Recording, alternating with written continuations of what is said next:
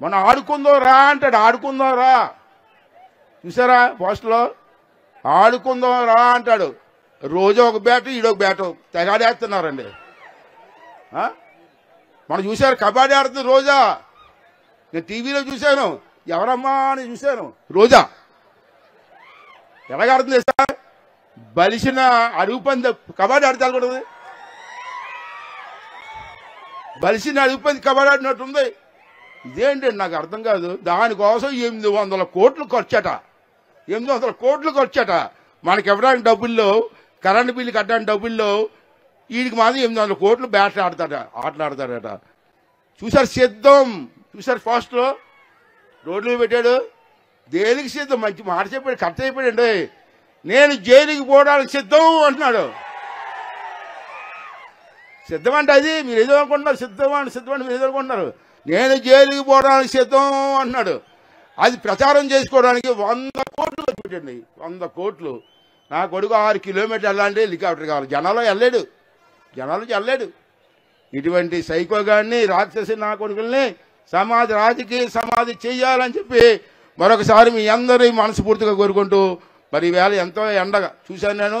ఇంత ఎండలో కూడా ఇంతమంది అభిమానులు వచ్చి సభను విజయవంతం చేసి మన లోకేష్ బాబుకి మంచి స్వాగతం పలికినందుకు అందరికీ ధన్యవాదాలు తెలుపుకుంటూ, అలాగే పత్రికా విలేకరులకు కూడా మరొకసారి ధన్యవాదాలు తెలుపుకుంటూ, మనం ఆడుకుందాం రా అంటాడు. ఆడుకుందాం రా చూసారా పోస్టులో? ఆడుకుందాం రా అంటాడు. రోజు ఒక బ్యాటు ఈడొక బ్యాటు తెగాడేస్తున్నారండి. మనం చూశారు కబడ్డీ ఆడుతుంది రోజా. నేను టీవీలో చూశాను. ఎవరమ్మా అని చూశాను. రోజా ఎలాగాడుతుంది సార్? బలిసిన అడుగు పంది కబడ్డీ ఆడితే కూడదు. బలిసిన అడుగు పంది కబడ్డీ ఆడినట్టుంది. ఇదేంటండి నాకు అర్థం కాదు. దానికోసం 800 కోట్లు ఖర్చట. 800 కోట్లు ఖర్చట. మనకి ఇవ్వడానికి డబ్బుల్లో, కరెంటు బిల్లు కట్టడానికి డబ్బుల్లో వీడికి మాత్రం 800 కోట్లు బ్యాట్లు ఆటలాడతాడట. చూసారు సిద్ధం? చూసారు ఫాస్ట్లో రోడ్లు పెట్టాడు. దేనికి సిద్ధం? మంచి మాట చెప్పాడు. కరెక్ట్ అయిపోయాడండి. నేను జైలుకి పోవడానికి సిద్ధం అంటున్నాడు. సిద్ధం అంటే అది మీరు ఏదో అనుకుంటున్నారు. సిద్ధం మీరు ఏదో అనుకుంటున్నారు. నేను జైలుకి పోవడానికి సిద్ధం అంటున్నాడు.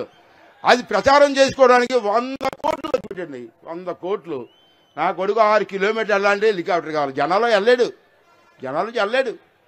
ఇటువంటి సైకోగాన్ని, రాక్షసి నా కొడుకుల్ని రాజకీయ సమాధి చేయాలని చెప్పి మరొకసారి మీ అందరి మనస్ఫూర్తిగా కోరుకుంటూ, మరి ఈవేళ ఎంతో ఎండగా చూశాను నేను. ఇంత ఎండలో కూడా ఇంతమంది అభిమానులు వచ్చి సభను విజయవంతం చేసి మన లోకేష్ బాబుకి మంచి స్వాగతం పలికినందుకు అందరికీ ధన్యవాదాలు తెలుపుకుంటూ, అలాగే పత్రికా విలేకరులకు కూడా మరొకసారి ధన్యవాదాలు తెలుపుకుంటూ సెలవు తీసుకున్నానండి. థ్యాంక్ యూ వెరీ మచ్ అండి.